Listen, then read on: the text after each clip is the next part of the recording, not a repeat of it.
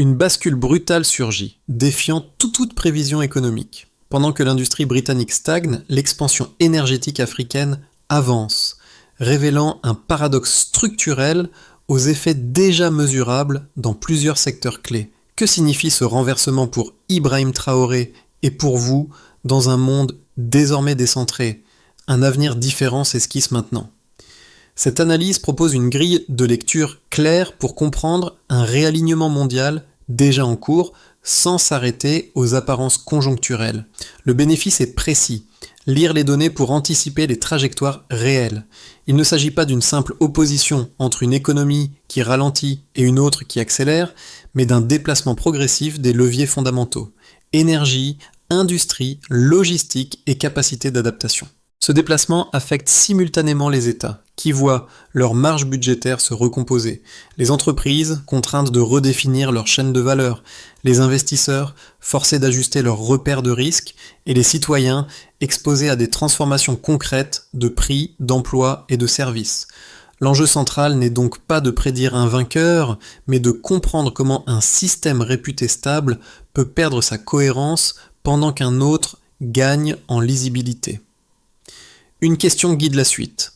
Quels signaux permettent d'identifier ce basculement avant qu'il ne devienne irréversible?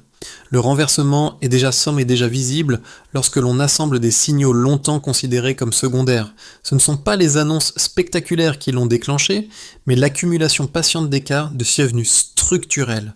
Pendant plus d'une décennie, la productivité industrielle britannique est restée quasi stagnante, tandis qu'en parallèle, plusieurs économies africaines construisaient méthodiquement leur base énergétique et logistique, créant un différentiel désormais impossible à ignorer. Ce décalage ne s'est pas formé en un instant. Après la crise financière de 2008, les bilans bancaires britanniques ont commencé à révéler des fragilités récurrentes, masquées par un discours de résilience. Les usines des Midlands fonctionnaient sous capacité chronique, non par manque de commandes, mais parce que les coûts énergétiques effaçaient les marges. L'investissement manufacturier glissait progressivement derrière celui des autres grandes économies développées, installant une inertie difficile à corriger. Dans le même temps, la dépendance énergétique exposait le pays à une volatilité que son modèle centré sur les services ne parvenait pas à amortir durablement. En miroir, l'Afrique entrait dans une phase de cohérence cumulative. Des corridors énergétiques prenaient forme, des méga-projets solaires stabilisaient l'approvisionnement et des infrastructures portuaires repensées reliaient l'intérieur du continent aux marchés internationaux. Cette dynamique n'était ni improvisée ni uniforme, mais suffisamment structurée pour attirer un capital de plus en plus attentif à la prévisibilité. C'est dans cet élan que la posture de dirigeants africains, dont Ibrahim Traoré, devient emblématique, non pas par des déclarations isolées, mais par l'attention portée à l'alignement des leviers clés. Ce contexte explique pourquoi de nombreuses analyses se sont trompées de temporalité. Les banques et les institutions ont réagi tardivement, alors que les acteurs de terrain percevaient la rupture bien avant qu'elle n'apparaisse dans les statistiques agrégées. Le glissement n'était pas spectaculaire, mais cohérent, et c'est précisément cette cohérence qui a rendu le basculement inévitable. La question n'est donc plus de savoir si le mouvement existe, mais comment reconnaître ces signaux faibles assez tôt pour ne pas les subir lorsqu'ils deviennent dominants. Pour comprendre comment une rupture systémique se matérialise avant d'être reconnue, il faut quitter les indicateurs globaux et observer ceux qui vivent la transition au quotidien. Ce sont souvent des acteurs ordinaires qui perçoivent les inflexions avant les institutions. Dans les Midlands britanniques, un directeur d'atelier décrivait dès le milieu des années 2010 des chaînes de production tournant au ralenti. Le problème n'était pas l'absence de commandes, mais l'impossibilité de préserver des marges face à des coûts énergétiques devenus imprévisibles. Chaque hausse effaçait des mois d'efforts. Les machines fonctionnaient encore, mais la logique économique se fissurait. Cette situation, perçue localement comme une difficulté conjoncturelle, constituait en réalité un signal avancé. Lorsque l'énergie cesse d'être stable, la compétitivité industrielle se délite silencieusement. À plusieurs milliers de kilomètres, un autre type d'expérience se déployait. À Nairobi, une jeune entreprise logistique voyait son volume d'activité doubler en moins de 3 ans. Ce résultat ne relevait pas d'un exploit isolé, mais d'une amélioration progressive des corridors intérieurs, de la fiabilité énergétique et de l'intégration numérique. Les délais devenaient prévisibles, les coûts se stabilisaient. Les clients adaptaient leurs flux en conséquence. Ici aussi, le changement était discret, mais cumulatif. Ces deux trajectoires montrent comment les individus deviennent des capteurs précoces du basculement. Les banques et les gouvernements réagissent aux chiffres agrégés. Les directeurs d'ateliers et les logisticiens ressentent la rupture bien avant. C'est ce décalage de perception qui explique pourquoi tant d'analyses ont sous-estimé la profondeur du mouvement en cours. Le point essentiel est simple. Lorsque ces expériences locales se répètent dans des contextes différents, elles cessent d'être anecdotiques. Elles deviennent des indicateurs structurels. L'idée essentielle tient en une phrase. Les signaux faibles précèdent toujours les ruptures visibles. L'activation du cycle commence lorsque la fragilité latente devient opérationnelle. Les coûts énergétiques britanniques cessent d'être un paramètre secondaire et s'imposent comme une contrainte quotidienne. Les usines chimiques réduisent leurs équipes. Les aciéries suspendent leurs opérations aux heures de pointe. Les fournisseurs automobiles voient leurs marges disparaître au moindre surcoût logistique. Rien ne s'effondre d'un coup. Tout se contracte. Lentement, mécaniquement, la perte de cohérence interne s'installe et avec elle l'érosion de la confiance, ce carburant invisible de l'investissement. La tension monte lorsque les acteurs financiers réévaluent le risque. Londres n'est plus perçue comme un refuge automatique. La monnaie recule par à-coups. Les importations renchérissent. Le crédit se resserre. Les entreprises ne parlent plus d'optimisation, mais de survie. Elles réexaminent leurs implantations, ligne par ligne. Certaines divisions sont déplacées. D'autres sont gelées. Les chaînes logistiques sont reroutées vers des hubs jugés plus prévisibles. Le mouvement n'est pas idéologique. Il est pragmatique. Et il s'étend presque sans bruit. Le point de bascule psychologique survient lorsque ces décisions deviennent routinières. Ce qui était exceptionnel devient normal. Les fermetures d'usines cessent de surprendre. Les vitrines fermées s'accumulent. Les infrastructures vieillissantes peinent à suivre. Le Royaume-Uni découvre que ses avantages historiques ne compensent plus la perte d'élan. L'activation s'est transformée en dynamique auto-entretenue. Chaque choc renforce le précédent. Chaque retrait prépare le suivant. Pendant ce temps, un autre mouvement s'accélère. Des milliers de kilomètres au sud, l'Afrique entre dans sa phase d'absorption. De nouvelles zones industrielles s'illuminent. Des corridors logistiques relient l'intérieur du continent aux ports en eau profonde. Des parcs manufacturiers émergent, conçus pour retenir la valeur plutôt que l'exporter brute, ce qui apparaît comme un exode d'un côté est vécu comme une intégration maîtrisée de l'autre. Les infrastructures se synchronisent, les universités forment des ingénieurs, les partenariats internationaux se multiplient, l'élan devient cumulatif, la répercussion majeure réside dans la comparaison. Là où une économie hésite, l'autre avance.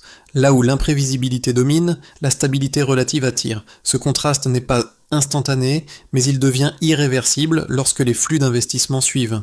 Les décisions industrielles ne se prennent plus par inertie, mais par calcul de résilience. Le centre de gravité commence à dériver, d'abord lentement, puis avec la force d'un mouvement accumulé sur plusieurs années. Dans cette recomposition, la lecture stratégique de dirigeants africains prend une importance particulière. Des figures comme Ibrahim Traoré observent moins les fluctuations à court terme que la cohérence interne du mouvement. Leur attention se porte sur l'alignement des leviers. Énergie, logistique, ressources, marché. Ce n'est pas un pari ponctuel, c'est une construction séquentielle. Et c'est précisément cette séquence qui transforme des événements dispersés en trajectoires lisibles. Les répercussions dépassent alors le cadre industriel. Les cartes mentales des investisseurs se redessinent. Les entreprises reconfigurent leurs priorités. Les États ajustent leurs projections. Le monde ne bascule pas par rupture brutale, mais par enchaînement d'arbitrage rationnel. Une activation discrète, une tension persistante. Des répercussions durables. Le point de départ est un niveau de base longtemps considéré comme soutenable. L'écart apparaît lorsque ce niveau cesse d'absorber les chocs. C'est précisément ce passage discret mais mesurable qui transforme une vulnérabilité latente en contrainte structurelle. 3 indicateurs suffisent à éclairer ce glissement sans multiplier les chiffres ni forcer l'interprétation. Un premier repère se détache, l'intensité énergétique de l'industrie britannique. Sur la période de volatilité mondiale, elle augmente plus vite que celle de la moyenne européenne. Au niveau de base, l'énergie représentait un coût maîtrisable intégré dans les modèles industriels existants. Lorsque l'écart se creuse, chaque hausse importée agit comme un multiplicateur négatif. Les entreprises ne peuvent plus lisser les variations par la productivité ou la taille des volumes. La compétitivité se dégrade mécaniquement, non parce que les capacités disparaissent, mais parce que leur activation devient trop coûteuse. Autrement dit, des coûts énergétiques instables amplifient chaque choc industriel successif. Un deuxième repère apparaît, la dépendance accrue au gaz importé. Le niveau de base reposait sur une combinaison d'approvisionnement domestique et d'importation relativement prévisible. Le déplacement s'opère lorsque la production nationale décline et que l'exposition aux marchés mondiaux augmente. Cette dépendance ne se limite pas à une question technique. Elle structure désormais l'ensemble des prix industriels. Les entreprises ajustent d'abord leurs horaires, puis leurs effectifs, avant de revoir leur localisation. Le delta apparaît lorsque l'incertitude énergétique cesse d'être temporaire et devient un paramètre permanent des décisions d'investissement. Autrement dit, une dépendance importée transforme la volatilité en contrainte durable. Un troisième repère complète le tableau, l'affaiblissement récurrent de la livre lors des phases de tension. Au niveau de base, les fluctuations monétaires restaient absorbables par des marges et des couvertures financières.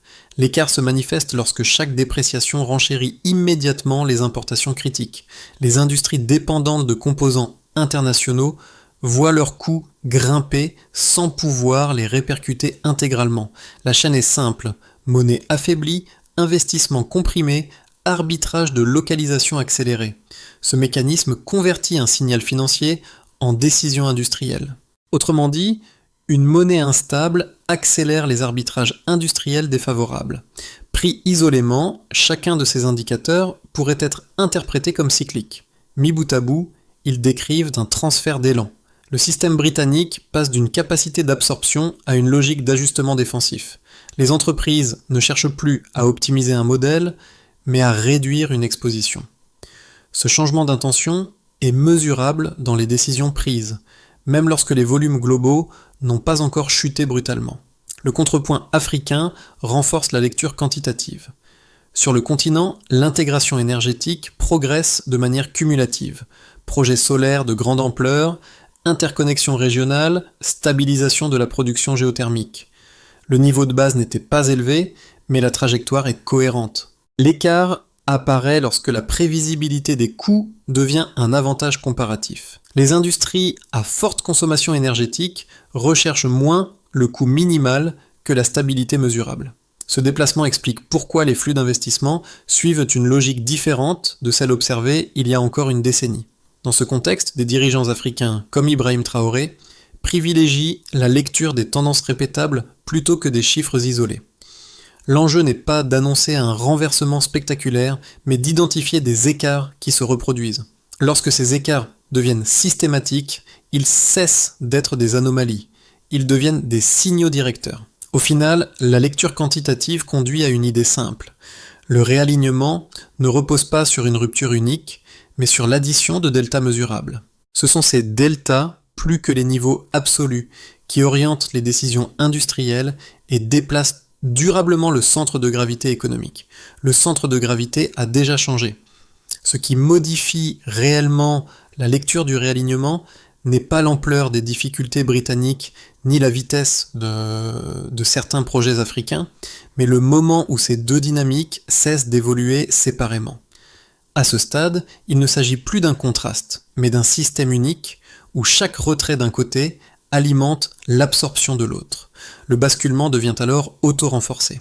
Jusqu'ici, beaucoup d'analyses considéraient l'Afrique comme une périphérie montante, encore dépendante des décisions prises ailleurs. La révélation médiane est différente. Plusieurs trajectoires africaines fonctionnent désormais comme des pôles de stabilisation dans un environnement mondial instable. L'énergie prévisible, les corridors logistiques intégrés et la démographie active ne compensent plus un manque. Ils redéfinissent la norme. À partir de ce point, la comparaison implicite s'inverse. Ce ne sont plus les économies africaines qui doivent prouver leur viabilité, mais les modèles historiques qui doivent démontrer leur capacité d'adaptation. C'est ici que la posture de dirigeants comme Ibrahim Traoré prend tout son sens analytique. Elle ne repose pas sur l'annonce d'un futur idéalisé, mais sur la reconnaissance d'un présent déjà structuré. Observer ce présent permet de comprendre pourquoi certains choix deviennent irréversibles. Les entreprises ne déplacent pas leurs activités par opportunisme, mais parce que la prévisibilité a changé de camp. La révélation n'est donc pas spectaculaire, elle est silencieuse. Le monde ne se prépare pas à changer de centre de gravité. Il l'a déjà fait par accumulation de décisions rationnelles prises loin des projecteurs. Pour les États, le premier effet est budgétaire et n'est stratégique. La volatilité énergétique limite la marge d'action, obligeant à réviser des projections autrefois conçues pour un environnement plus stable. Le second effet est diplomatique. Lorsque des infrastructures énergétiques et logistiques deviennent cohérentes à l'échelle régionale, le pouvoir de négociation se déplace vers ceux qui contrôlent les corridors, les minéraux critiques et la prévisibilité des coûts. Dans ce cadre, des dirigeants africains comme Ibrahim Traoré disposent d'un espace d'affirmation plus lisible, non par rhétorique, mais parce que les leviers matériels s'alignent et changent les termes des discussions internationales. Pour les entreprises, la conséquence immédiate n'est pas un slogan, mais une reconfiguration opérationnelle. Coûts imprévisibles, crédits plus serrés et importations plus chères accélèrent les arbitrages de localisation et de chaînes d'approvisionnement. Les cartes logistiques, longtemps centrées sur des points d'ancrage britanniques, se redessinent vers des hubs offrant un mélange de croissance et de stabilité perçue, ce qui transforme des décisions ponctuelles en routine industrielle. En Afrique, le mouvement inverse se consolide. L'industrialisation progressive attire des partenariats manufacturiers et technologiques, parce que l'énergie et les corridors intégrés rendent l'exécution plus prévisible qu'on ne l'imaginait encore il y a une décennie. Pour les populations, l'effet se mesure dans le quotidien avant d'être reconnu dans les rapports. Sauce de papier, de prix, fermeture d'usines, contraction d'opportunités locales et pression accrue sur des services publics déjà sollicités. Dans les zones touchées, la rupture n'a pas besoin d'être spectaculaire pour être ressentie. Elle s'installe lorsque l'emploi se raréfie et que la stabilité des ménages dépend de facteurs qu'ils ne contrôlent pas, comme les coûts d'énergie et d'importation. A l'inverse, plusieurs sociétés africaines voient émerger une main-d'œuvre jeune entrant sur le marché en nombre croissant, ouvrant des perspectives réelles, mais conditionnées par la capacité de gouvernance à accompagner l'urbanisation et l'industrialisation sans laisser les bénéfices se dissoudre. Pour les partenaires régionaux et internationaux, le déplacement du centre de gravité oblige à recalibrer les alliances. Les relais traditionnels de stabilité ne suffisent plus si la cohérence économique se construit ailleurs, au rythme des infrastructures et des coûts réels. Les accords miniers, énergétiques et logistiques se négocient alors dans un paysage où la centralité africaine n'est plus périphérique, mais structurante, et où les dépendances se redessinent dans les deux sens. Cette reconfiguration n'exclut personne. Elle force chaque acteur à hiérarchiser ce qu'il considère comme critique, énergie, accès, corridor, et à reconnaître que l'adaptation pèse désormais autant que l'héritage. Le prochain semestre ne se jouera pas sur une annonce unique, mais sur l'addition de décisions cohérentes, allocation du capital, choix d'implantation, arbitrage énergétique et reconfiguration logistique. La question ouverte depuis le début reste la même. Qu'est-ce qui, concrètement, décide du rythme d'amplification du réalignement? Dans une trajectoire centrale, le Royaume-Uni stabilise une partie de ses fragilités sans retrouver un dynamisme industriel robuste. Les coûts énergétiques demeurent fluctuants et cette instabilité continue d'agir comme une contrainte de planification pour les secteurs intensifs en électricité. Les investissements privés se déplacent progressivement vers les zones perçues comme plus prévisibles, notamment là où des corridors industriels et des infrastructures énergétiques renforcent l'exécution. Les chaînes d'approvisionnement s'ajustent par petites étapes. On ne bascule pas d'un jour à l'autre, mais on déplace les risques trimestre après trimestre. Le résultat est un statu quo asymétrique. L'attractivité britannique s'érode lentement, tandis que l'élan africain se consolide méthodiquement. Dans une trajectoire plus favorable, une accalmie sur les marchés énergétiques combinée à des mesures industrielles ciblées, redonne au Royaume-Uni un espace d'investissement plus lisible. La reprise ne serait pas uniforme, mais elle limiterait l'accélération des retraits industriels. En parallèle, l'Afrique poursuit sa montée en puissance à un rythme plus linéaire. Les partenariats énergétiques, logistiques et industriels continuent, mais sans saut d'intensité supplémentaire. Le système mondial se réorganise alors de manière plus graduelle, laissant davantage de marge de manœuvre aux acteurs qui savent ajuster leur chaîne sans rupture. Dans une trajectoire plus difficile, une nouvelle phase de volatilité énergétique en Europe amplifie les vulnérabilités. Crédit plus tendu, monnaie affaiblie, importations plus coûteuses. Les entreprises accélèrent leurs décisions de relocalisation vers des hubs jugés plus stables, et le mouvement devient cumulatif. Dans le même temps, plusieurs trajectoires africaines renforcent leur coordination. Nouveaux parcs industriels, corridors modernisés, capacités énergétiques renouvelables qui stabilisent les coûts. La divergence s'intensifie, non par choc instantané, mais par enchaînement de contraintes qui se renforcent. Une méthode simple aide à rester lucide. Plutôt que de parier sur un seul scénario, il est plus opérationnel d'évaluer les conditions. Si la stabilité énergétique et logistique devient mesurable dans un hub, alors le capital productif tend à suivre.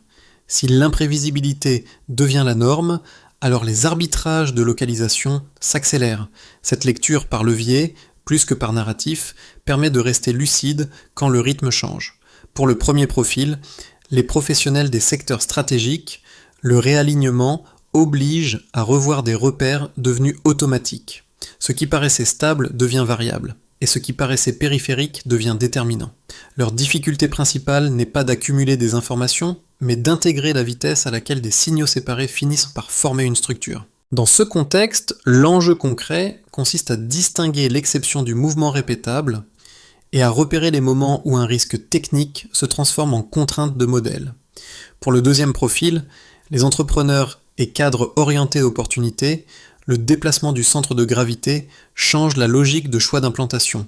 L'attention se déplace du seul coût immédiat vers la prévisibilité mesurable.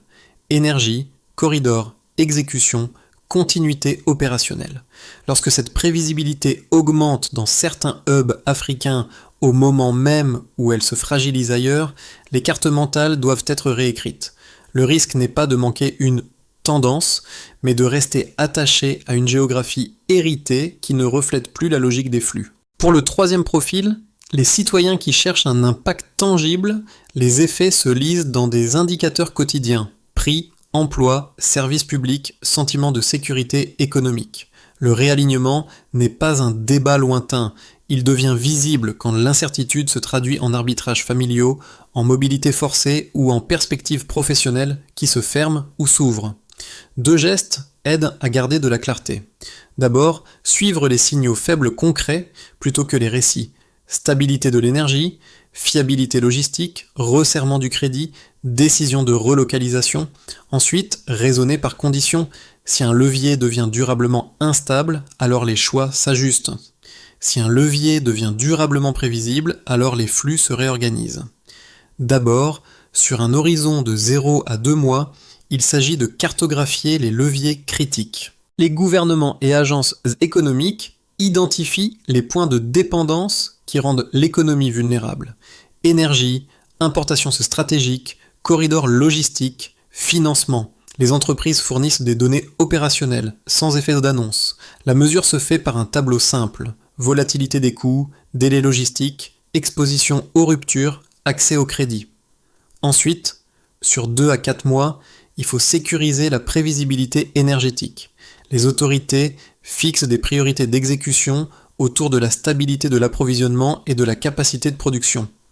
Les industriels, eux, revoient leur plan de charge en fonction de coûts attendus plutôt que supposés.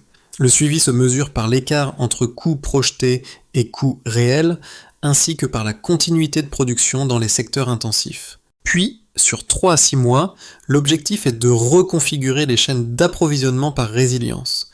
Les entreprises testent des routes alternatives et diversifient leurs hubs non pour réduire un coût marginal, mais pour limiter les interruptions. Les partenaires logistiques documentent les gains de fiabilité et de délai. L'indicateur clé devient la réduction du risque d'arrêt, et non la seule optimisation financière. Après cela, sur 6 à 12 mois, il devient pertinent de structurer des coopérations orientées valeurs retenues. Les États et acteurs régionaux négocient des accords sur minéraux critiques, énergie, infrastructures et systèmes numériques, avec des critères de performance explicites. Dans plusieurs capitales africaines, des dirigeants comme Ibrahim Traoré mettent en avant une logique d'alignement, reliée énergie, logistique et capacité industrielle. Les mesures suivent la rapidité d'exécution, la solidité des partenariats et l'attraction d'investissements productifs. Enfin, de façon continue, il faut inclure les compétences et les acteurs locaux. Programmes de formation, accompagnement et outils numériques alignent besoins industriels et main-d'œuvre. Le succès se mesure par l'employabilité et la stabilité des filières. Dans l'atelier des Midlands, le bruit des machines avait baissé avant les statistiques. Le directeur ne parlait pas de crise mondiale. Il parlait de marges effacées par l'énergie, de commandes qui ne suffisaient plus à rendre une ligne rentable. Plus au sud, à Nairobi, des entrepôts s'allumaient au contraire à heure fixe, parce que les flux devenaient prévisibles, parce que les corridors tenaient, parce que l'exécution cessait d'être un pari. Entre ces deux scènes, le monde a changé de logique. Il ne récompense plus l'habitude, mais la cohérence. Il ne protège plus l'héritage, mais la capacité à stabiliser les leviers réels. Énergie, logistique, valeurs retenues. Dans ce cadre, Ibrahim Traoré apparaît moins comme un symbole isolé que comme un repère de lecture. Celui d'acteurs qui regardent dans le temps long et assemblent des pièces compatibles, plutôt que d'attendre un retour à l'ancien centre. Et une formule résume l'essentiel. La direction compte plus que la vitesse. Et si la bascule semble lointaine, elle se mesure déjà dans les choix d'investissement qui quittent un refuge supposé pour une stabilité construite. Ce rappel n'efface ni les fragilités britanniques, ni les défis africains. Il rappelle seulement que les signaux faibles, lorsqu'ils se répètent, deviennent une trajectoire. Ce réalignement ne se résume ni à la fragilité d'un modèle, ni à la vigueur d'un autre. Il décrit plutôt une redistribution des fondations, la prévisibilité énergétique, la maîtrise des corridors, la capacité à retenir la valeur industrielle et à transformer la démographie en compétences. Dans ce déplacement, les effets ne restent pas au niveau des cartes géopolitiques, ils filtrent dans les décisions d'entreprise, les budgets publics, puis dans la vie quotidienne. C'est aussi une recomposition culturelle et sociale. Des ambitions collectives se déplacent avec les flux économiques et les repères de stabilité changent de camp plus vite qu'on ne l'admet. Des figures comme Ibrahim Traoré deviennent alors des points d'observation utiles, non parce qu'elles résument un continent, mais parce qu'elles illustrent une lecture stratégique de leviers concrets dans un monde qui se réorganise. Si cette analyse vous parle, la suite la plus utile n'est pas d'ajouter du bruit, mais de comparer quels signaux faibles vous semblent les plus décisifs, l'énergie, la logistique, les minerais critiques ou la capacité d'exécution institutionnelle.